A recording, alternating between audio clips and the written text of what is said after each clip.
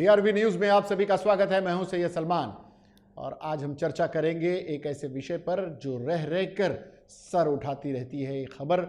उसी पर बात करने के लिए हमारे साथ इस वक्त मौजूद है हमारे अपने आरटीआई एक्टिविस्ट अनिल गलगली जी। अनिल जी, आपका बहुत बहुत स्वागत है। नमस्कार। अनिल जी, भूमिका इसलिए नहीं बनाई क्योंकि आप देख रहे हैं कि पिछले कुछ दिनों से लगातार ये खबर आती रहती है कि सरकार गई, सरकार है, सरकार रहेगी, सरकार जाएगी। ये खेल पिछले कुछ दिनों से ज़्यादा चल रहा है, खासकर महाराष्ट्र की सरकार को गिराने और महाराष्ट्र की सरकार को बचाए रखने की कशमकश को लेकर अक्सर मीडिया में खबरें आती रहती हैं। कुछ दिनों से ये खबर फिर से गर्म है, तो इस पर आपका क्या कहना है? देखिए, जब महाराष्ट्र की विधानसभा के चुनाव हुए थे, भले ही शिवसेना बीजेपी का गठबंधन था, मगर उसके बाद जो उनमें नाराज़गी बढ़ी, जो अंदरूनी उनमें जो विवाद था वो उफान पर आया। और जिस तरह से शिवसेना को भारतीय जनता पार्टी ने पिछले 5 वर्षों में जो एक प्रकार का उनका सम्मान देना चाहिए था, उसमें वो चूक गई। भारतीय जनता पार्टी के लोग कई बार शिवसेना का अपमान करते थे। वो बात उद्धव ठाकरे हो, शिवसेना के नेता संजय राउत हो या आदित्य ठाकरे हो, और हर एक शिवसैनिक को खल रही थी। तो जो अंदर की जो खलखलाहट थी वो चुनाव के बाद सामने आई और उन्होंने एक जो निर्णय लिया कि हमें भारतीय जनता पार्टी को सत्ता से दूर रखना है, उनसे हमें सरकार नहीं बनानी है। उसी एक मुद्दे पर शिवसेना ने शरद पवार से हाथ मिलाया, सोनिया गांधी की कांग्रेस से भी हाथ मिलाया, और आज जो सरकार बनी हुई है वो स्वयं उद्धव ठाकरे का निर्णय था, शिवसेना का निर्णय था, जिसमें सिर्फ शरद पवार ने एक मध्यस्थता की पहल की और कहीं ना कहीं तो कांग्रेस को जोड़ने का काम किया। अभी देखिए, संजय राउत जी का जो आपने कहा बिल्कुल ठीक उसी तरह का बयान आया है कि वो बिल्कुल जब गठबंधन की सरकार थी, उनकी युति सरकार थी, तो बिल्कुल एक तरह से अपमानित महसूस कर रहे थे शिवसेना के लोग। शायद ये केंद्र की सरकार में बहुमत से आने का एक फैक्टर, मोदी फैक्टर चलने का, और बीजेपी को अपने आप को बड़ा करने का जो एक पैमाना सेट किया गया था, उसकी गाज कहीं न कहीं सरकार पर गिर रही थी। अकाली दल के साथ होने दो या शिवसेना के साथ होने दो, अन्य गठबंधन के दलों के साथ भारतीय जनता पार्टी का रवैया शायद ठीक नहीं था। और इस सरकार के गठन के बाद फिर वही शुरू हुआ कि अब सरकार बनेगी, अब सरकार जाएगी, अब सरकार गिरेगी। और इसमें खासकर पिछले दिनों जो कुछ घटनाएँ घटी हैं, ये इसके पीछे के कारण हो सकते हैं, जैसे शरद पवार और प्रशांत किशोर की मुलाकात हो, देवेंद्र फडणवीस और शरद पवार की मुलाकात हो, या फिर फडणवीस के नज़दीकी राम शिंदे की अजित पवार की मुलाकात हो, या उद्धव ठाकरे जी की प्रधानमंत्री नरेंद्र मोदी जी से मुलाकात हो। ये मुलाकातों का एक शिष्टाचार भेंट को भी राजनीतिक नज़रिए से पेश किए जाने का जो एक चलन चला और उसे सीधे सरकार से जोड़ दिया जाता है कि सरकार गिरने वाली है, सरकार जाने वाली है। मजबूरन शिवसेना, एनसीपी, कांग्रेस के नेताओं को आकर कहना पड़ता है कि सरकार बचेगी, सरकार चलेगी। तो ये सरकार गिरेगी, सरकार जाएगी का खेल क्यों चल रहा है? देखो, महाराष्ट्र की जो परंपरा रही है, सत्ता में कोई भी हो, विपक्ष से उसके साथ में रहता था। और इस बार थोड़ा विपक्ष और सत्ता में जो एक प्रकार की कड़वाहट है, उसकी वजह से ये जो सारे जो अपने परिदृश्य बताए हैं, लोगों के मेल मिलाप को भी सरकार के गिरने ना गिरने को लेकर अटकलें तेज है। लेकिन एक सामान्य प्रतिक्रिया है, क्योंकि जिस तरह से महाराष्ट्र में मराठा आरक्षण का मामला है, राजभवन जो विधान परिषद के 12 लोगों की लिस्ट को क्लियर नहीं कर रहा है, और जो हमारे जो महाराष्ट्र में तूफान से जो तबाही मची थी उसके जो एक पैकेज को लेकर, तो इस तरह के मुद्दे को लेकर हमेशा मुख्यमंत्री प्रधानमंत्री से मिलते आ रहे हैं। लेकिन इस बार शिवसेना और बीजेपी के बीच में जो लंबी कड़वाहट थी, तो जिस तरह से उद्धव ठाकरे ने प्रधानमंत्री से अलग से समय मांगा, उनसे मुलाकात की, जरूरी नहीं कि उसमें राजनीतिक चर्चा हुई होगी, उसमें सामाजिक भी चर्चा हुई होगी, महाराष्ट्र के जो अलग अलग पैकेज पर चर्चा हुई होगी, तो लोग उस दृष्टिकोण से देख रहे हैं। अजित पवार राम राजे का जो एक संबंध है पहले से ही है, क्योंकि अजित पवार एक ऐसे नेता है जो सत्ता में होते भी है और विपक्ष को भी साथ में लेके चलते हैं। अगर यही बात अगर हम करेंगे कि शरद पवार जी और प्रशांत किशोर की मुलाकात हुई, क्योंकि शरद पवार एक परिपक्व नेता है, वो राजनीति के चाणक्य माने जाते हैं, और प्रशांत किशोर के आने के पहले ही उन्होंने जो खेल खेला महाराष्ट्र में, और उनकी ही चाणक्य नीति की वजह से आज महाराष्ट्र में महाविकास आघाड़ी की सरकार है। तो निश्चित तौर पर इस तरह से मेल मिलाप, लोगों से मुलाकात करना, किसी के शादी में सक्रिय होना या किसी के बर्थडे में विश करना, इससे कोई सत्ता की बदला या सत्ता के गिरने की कोई आशंका अगर कोई करता है तो वो सरासर गलत है। और निश्चित तौर पर ये सरकार 5 साल चलेगी कि जिस तरह से महाविकास आघाड़ी हर मुद्दों को लेकर तीनों पार्टियां एक है, कुछ मतभेद हो सकते हैं मगर उसके बाद जब निर्णय होता है, क्योंकि आखिरी निर्णय लेने वाला सरकार में मुख्यमंत्री होता है। जैसे विजय वट्टीटीवार ने जो बीच में एक मामला हुआ, बाद में उन्होंने कहा कि मुख्यमंत्री निर्णय लेंगे।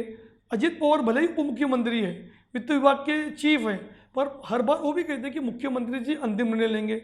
जयंत पाटिल का भी यही कहना है।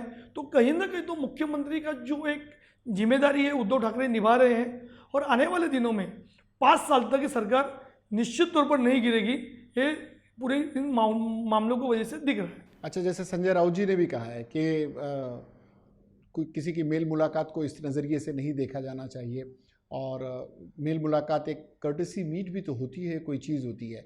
नवाब मलिक जी का भी बयान आया कि भाई 5 साल नहीं 25 साल चलेगी सरकार।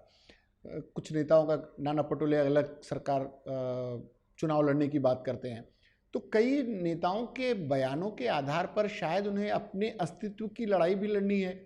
राउत जी का एक बयान बहुत अच्छा आया है कि इसे मजबूरी शब्द नहीं कह रहे हैं वो, ये तीनों के लिए मिलीजुली सरकार चलाना उनके लिए एक मिशन की तरह हो गया है कि बीजेपी को रोके रखना है, इसलिए भी शायद सरकार चल जाए। ये इन परिप्रेक्ष्य में क्या कहेंगे आप?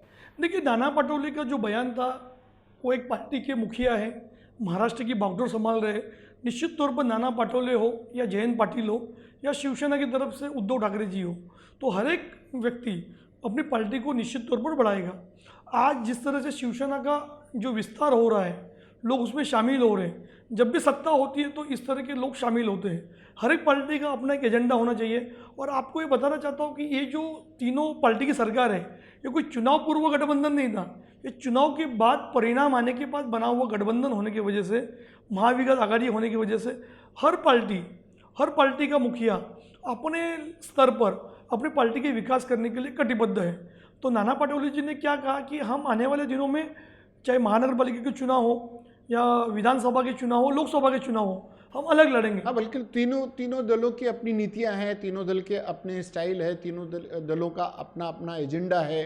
तो वो अपने तरीके से सरकार चलाने के लिए स्वतंत्र है, एक दूसरे में मिक्स तो नहीं हो गए हैं। ये गठबंधन है, ये एक दूसरे में समाहित होने वाला मामला तो है नहीं। तो तीनों दल अपनी अपनी राजनीति भी तो करेंगे, आने वाले दिनों में उन्हें भी तो मजबूत रहना है।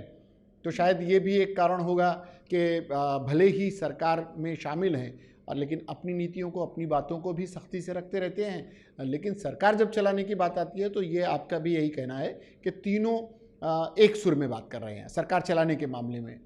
निश्चित तौर पर, क्योंकि देखो हर एक पार्टी का अपना कैडर होता है, उनका एक बेस होता है।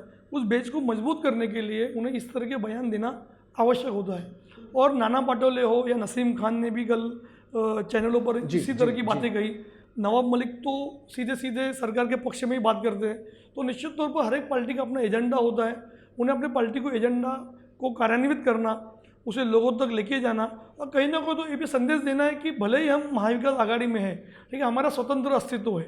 क्योंकि पिछले 1.5 सालों में हम देखेंगे कि शिवसेना और राष्ट्रवादी का अस्तित्व साफ तौर पर दिखाई दे रहा है। दुर्भाग्य से कांग्रेस के अस्तित्व को उन्हें झगड़ना पड़ रहा है, लड़ाई लड़नी पड़ रही है। तो कहीं ना कहीं तो नाना पटोले अध्यक्ष बनने के बाद उनकी पार्टी का भी यही एक टारगेट होगा कि उन्हें एक विधानसभा अध्यक्ष पद से इस्तीफा देकर नाना पटोले को महाराष्ट्र की बागडोर क्यों उन्होंने संभालने दिया, क्योंकि कहीं ना कहीं तो पार्टी कमज़ोर हो रही थी। उन्हें लोगों तक जाना है, अपने बेस को बढ़ाना है।